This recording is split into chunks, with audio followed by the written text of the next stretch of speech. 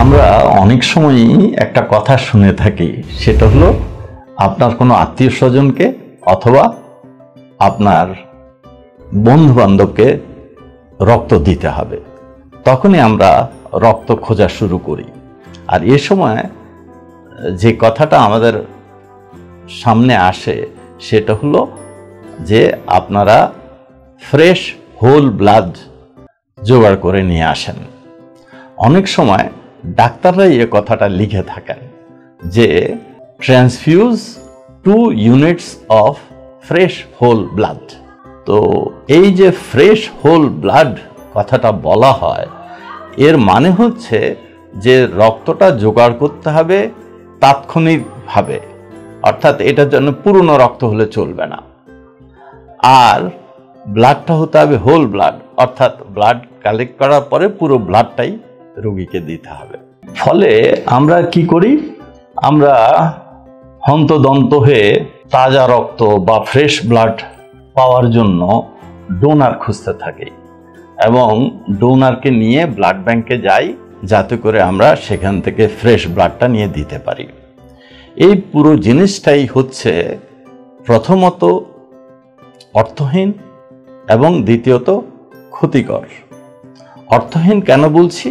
কারণ fresh blood বলে কোনো শব্দ আসলে উন্নত বিশ্বে প্রচলিত নয়। রক্ত সংগ্রহ করার পর, ডোনার থেকে কালেক্ট করার পরে এই রক্ত ব্লাড ব্যাংকে যে কয়দিন রাখা হয় এবং ব্লাড ব্যাংক যতদিন পর্যন্ত ওটাকে বলে যে এটা এক্সপায়ার করে নাই, ততদিন পর্যন্ত ফ্রেশ ব্লাডের সঙ্গে এই পুরনো ব্লাডের কোনো পার্থক্য নাই। সাধারণত 6 সপ্তাহের মতো ব্লাড ব্যাংকে ব্লাড রাখা যায়। সুতরাং রক্ত ফ্রেশ হলেও যে রোগীকে দেয়া হবে তার জন্য যতটুকু লাভ আনবে, এবং এটা যদি 44 দিন বা 45 দিন পুরনো, অর্থাৎ এক্সপায়ারি ডেট হওয়ার আগে যদি রোগীকে দেওয়া হয়, তাহলে একই পরিমাণ লাভ আনবে। সুতরাং আমাদের কোনোভাবেই এই ভুল ধারণার মধ্যে থাকা উচিত না। দুঃখজনকভাবে এই ভুল ধারণা ছড়ানোর পেছনে অনেক ডাক্তারও কিছুটা দায়ী। সুতরাং আমরা যেন সবাই সচেতন হয়ে এ ব্যাপারে যে ব্লাড ব্যাংক থেকে আমরা যে ব্লাডটা পাবো সেটা নিরাপদ এবং সেটা যথেষ্ট কার্যকরী। দ্বিতীয় যে কথাটা বলছি সেটা হচ্ছে হোল ব্লাড। এই হোল ব্লাড আইডিয়াটাও বেশ পুরনো, অর্থাৎ ব্লাড কালেক্ট করে পুরোটাই দিয়ে দেওয়া হতো। কিন্তু এখন আমরা জানি যে হোল ব্লাডের মধ্যে বেশ কিছু কম্পোনেন্ট আছে, যেমন লোহিত কণিকা, প্লেটলেট এবং প্লাজমা। এই কম্পোনেন্টগুলোকে এখন আলাদা করে রাখার ব্যবস্থা আছে এবং যে রোগীটার শুধুমাত্র রেড সেল দরকার, অর্থাৎ বেশিরভাগ রোগীরই রক্তশূন্যতার জন্য তাদেরকে রক্ত দেয়া হয়, তাদের শুধুমাত্র লোহিত কণিকা দরকার।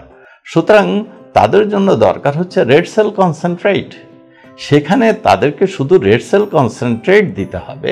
সেখানে যদি তাকে হোল ব্লাড দেওয়া হয়, তাহলে বাকিগুলো যে শুধু অপ্রয়োজনীয় তা নয়, বরং বাকিগুলোর কারণে রোগীর নানা রকমের রিয়াকশনও হয়।